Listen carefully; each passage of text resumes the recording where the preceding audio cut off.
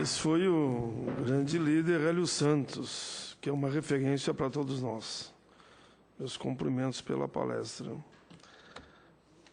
Agora, Zélia Amador, que é da Comissão Técnica Nacional de Diversidade para Assuntos Relacionados à Educação grande, né? dos Afro-Brasileiros.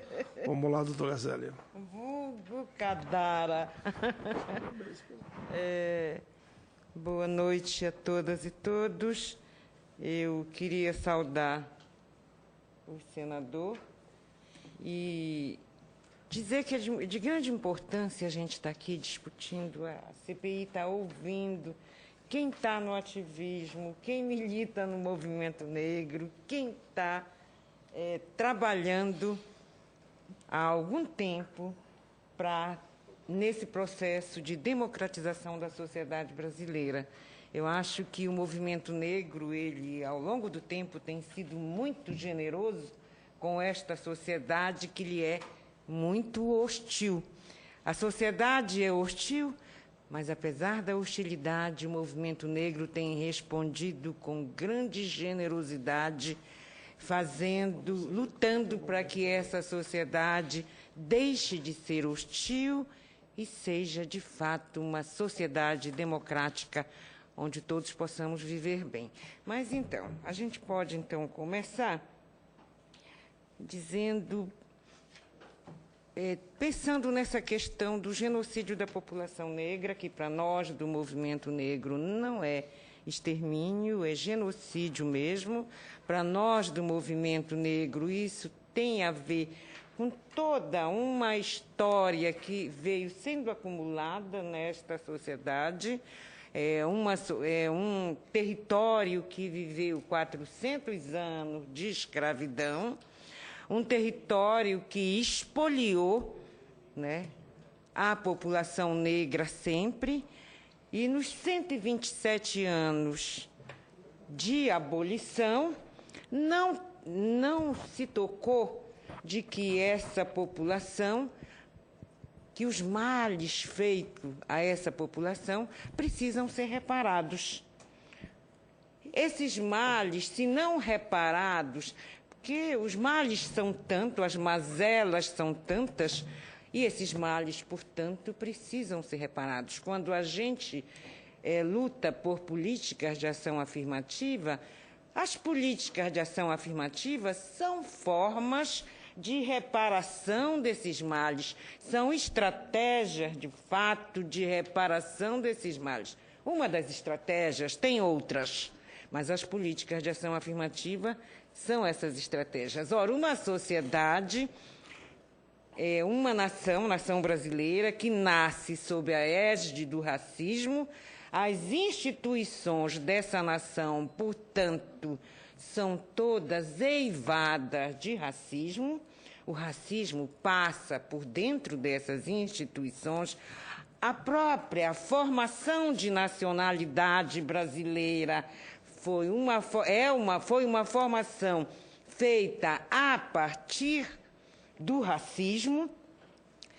Ora, basta a gente ver, por exemplo, a literatura como elemento de formação da nacionalidade.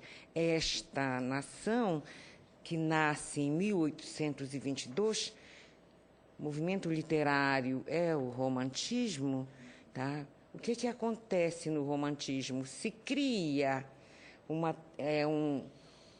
um herói indianista, que é a representação do Brasil, e o negro, que é a maioria da população na sociedade à época, se esconde, se tira ele de cena.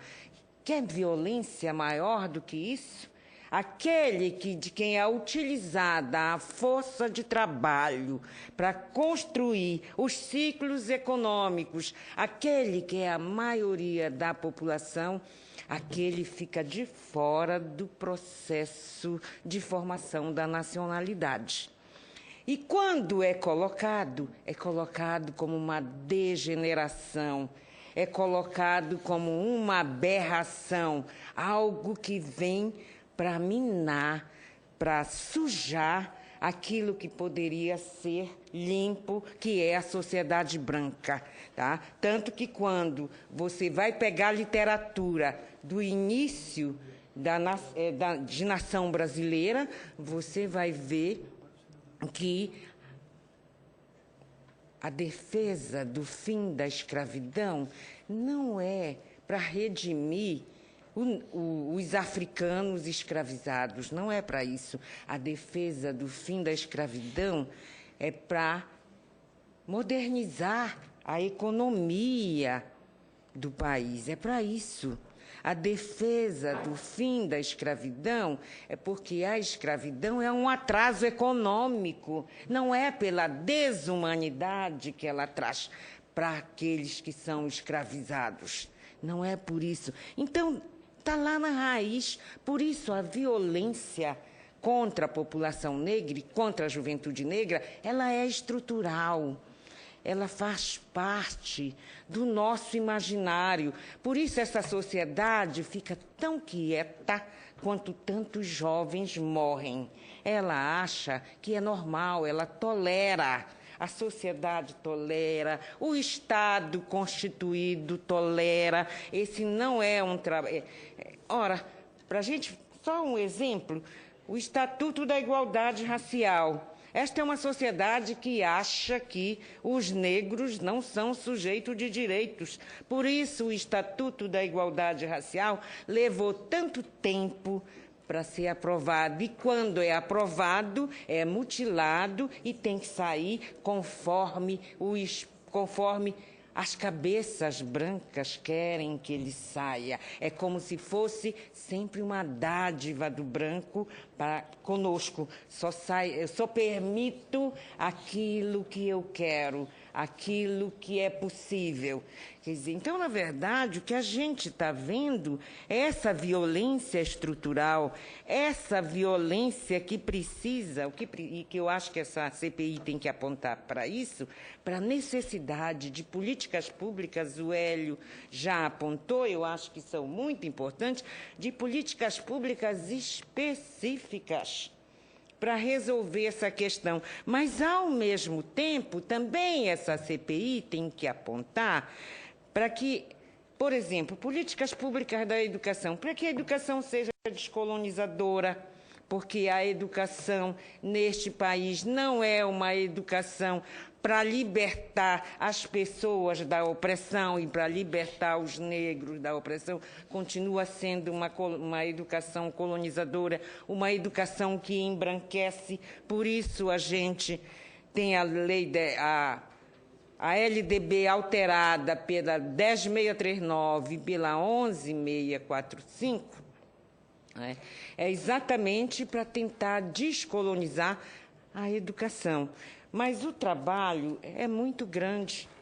Mas eu acho que essa CPI ela pode apontar para isso. Essa CPI tem que dizer que todas as políticas que se voltem para a juventude, elas têm que ter uma abordagem racial. A rigor, todas as políticas públicas nesse país têm que ter abordagem racial. E tem que ter abordagem racial porque a suposta política universal não tem alcançado, não tem tido eficiência no sentido de alcançar a população negra. E nessa linha, né, o que está em jogo quando é a juventude que morre? Para além do genocídio, para além da limpeza étnica, o que está em jogo é o futuro. É o futuro que está em jogo. Tá? Para além disso, é o futuro que está em jogo e o futuro desta sociedade, não só o futuro dos negros, o futuro também de quem não é negro. Essa é uma sociedade patológica, essa é uma sociedade doente, uma sociedade em que mais da metade se pensa aí, tudo é voltado no cotidiano para fazer com que mais da metade dessa população se sinta inferior e a outra parte se ache, né? se sinta superior, acha que pode tudo, acha que, inclusive, que está acima da lei.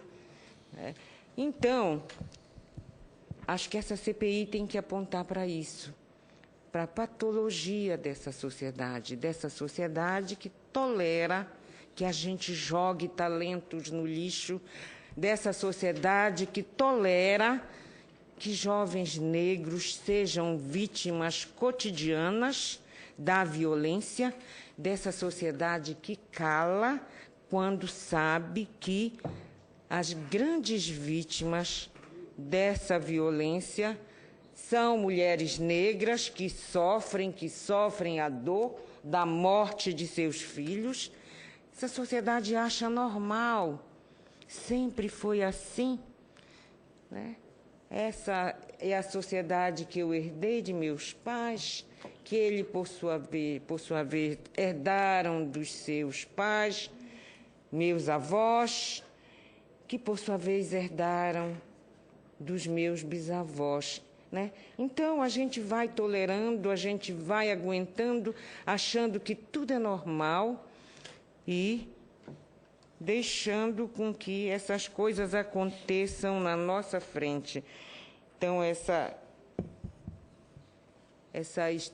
questão da violência, quer dizer, não é a violência contra a juventude negra é uma violência estrutural, é uma violência que tem raízes na escravidão, que a gente não conseguiu superar, e não conseguiu superar porque achamos que é normal, porque toleramos, porque não achamos que o negro é sujeito de direito, não achamos que a gente é capaz de chorar essa morte. Então, quem chora são negros que morrem, negros que choram a morte. Não mexe com mais ninguém da sociedade. Então, essa história, por exemplo, da droga, né, de dizer que, de criar todo um imaginário de que matando o negro está livrando a sociedade da droga, ora, a droga é um dos crimes mais lucrativos do mundo. E, com certeza, um dos crimes mais lucrativos do mundo não passa pela mão da população negra. A população negra também é vítima desse crime. Tá? Então, essa CPI tem que pensar nessas coisas e tem que pensar em ter políticas públicas que atinjam diretamente o foco. Tá? Não pode ser políticas que fiquem longe do foco. Todas as políticas têm que ter abordagem racial muito clara e elas têm que atingir o foco. Só assim a gente pode ter sucesso. Muito obrigada. Muito bem. Zélia Amador, da Comissão Técnica Nacional de Diversidade para Assuntos Relacionados à Educação dos Afro-Brasileiros. Toda vez que eu vejo o Mário Teodoro no plenário, eu acabo dando a palavra para ele também como convidado. Vai, Mário. Eu também vou.